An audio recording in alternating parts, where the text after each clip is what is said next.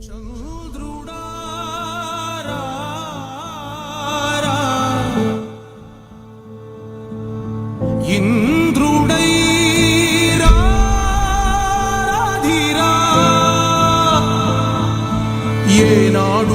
నీ పరిపాలనమా నీ వల్లే ఈ రాష్ట్రపు సంక్షేమం సత్యం నిత్యం సఫలం.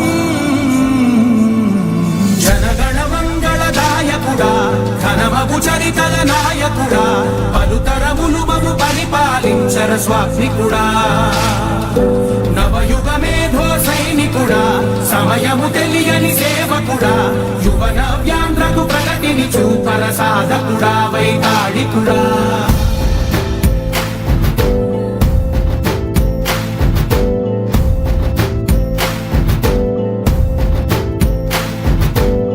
ప్రతి ఇల్లు నిన్నే నిన్నే పిలిచింది, ప్రతి గడప నీకే స్వాగతం అంటోంది, ప్రతి మనసు నువ్వే గెలవాలంటోంది. పెద్ద కొడుకు నీవై తోడున్నావు చాలు, జరుగుతుంది మాకు మేలు మేలు. ఇంటి పెద్ద నీవై నిలిచి ఉంటే చాలు, వెళ్ళి విసిపోవా.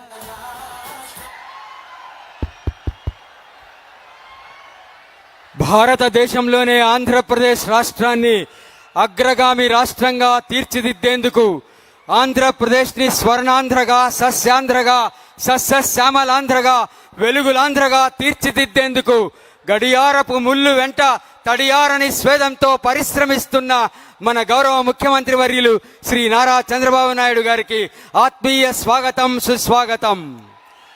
ఈరోజు అలనాటి స్వర్ణగిరిని మళ్లీ రాయలేలిన రతనాల సీమగా తీర్చిదిద్దేందుకు జొన్నగిరి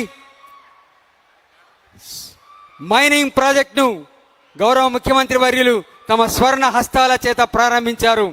ఇప్పుడు పత్తికొండ శాసనసభ్యులు శ్రీ కెఈ శ్యాంబాబు గారు స్వాగత వచనాలు పలుకుతారు.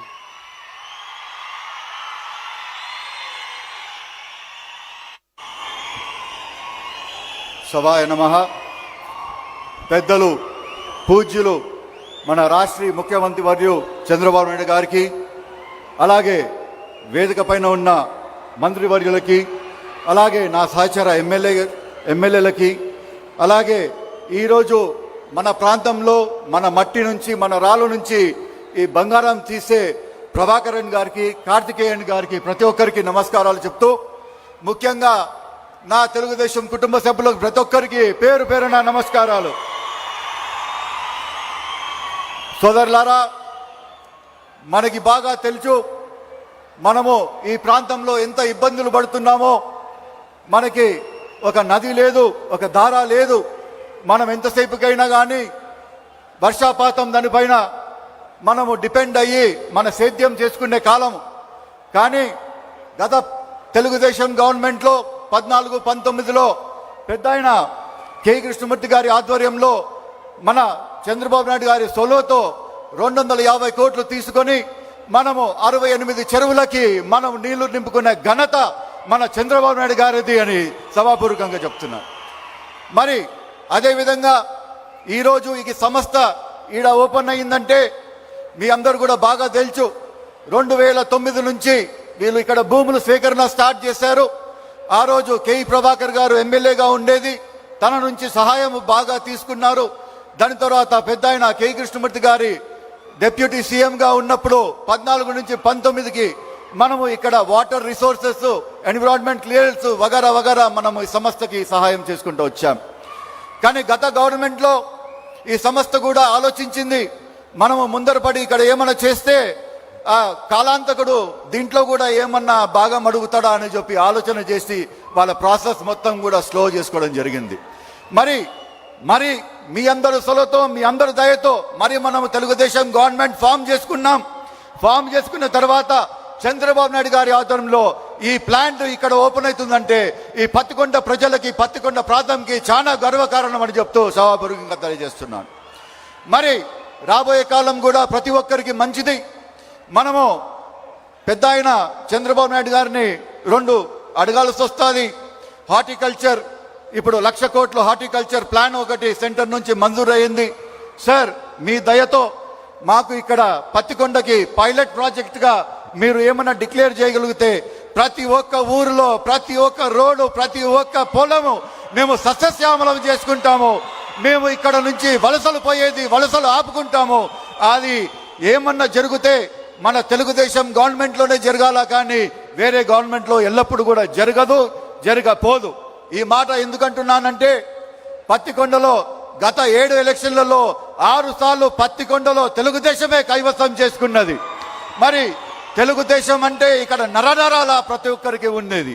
మీ దయతో హార్టికల్చర్ హబ్ కర్నూలు ముఖద్వారం రాయలసీమకి మరి పత్తికొండ ప్రాంతంకి మీరు హార్టికల్చర్ హబ్ శాంక్షన్ చేస్తారని కోరుతూ సెలవు తీసుకుంటున్నాను. జై తెలుగుదేశం, జై చంద్రబాబు నాయుడు, జై నారా లోకేష్, జై కూటమి ప్రభుత్వం. ధన్యవాదములు పత్తికొండ శాసనసభ్యులు గారికి. ఇప్పుడు కర్నూలు పార్లమెంట్ సభ్యులు శ్రీ బస్తిపాడు నాగరాజు గారు మాట్లాడతారు.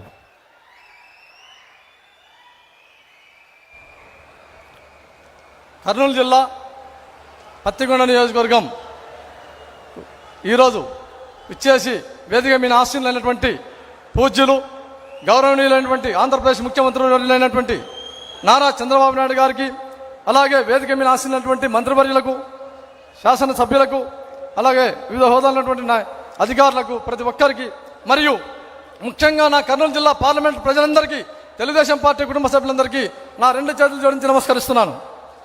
సోదరులారా, నేను చెప్పేది ఏమంటే ముఖ్యంగా మన కూటమి ప్రభుత్వం వచ్చాక గౌరవ ముఖ్యమంత్రి వర్యులు రాష్ట్రాన్ని అన్ని రకాలుగా అభివృద్ధి చేయాలని చెప్పే సంకల్పంతో విధ్వంసమైన రాష్ట్రాన్ని, రావణ కష్టంగా ఉన్నటువంటి రాష్ట్రాన్ని అభివృద్ధి పరిచే క్రమంలో భాగంగా మన కర్నూలు జిల్లాకి ఎస్పెషల్లీ ఈ కూటమి ప్రభుత్వం వచ్చాక 2 సంవత్సరాల్లో మీరు బాగా గమనించాలి.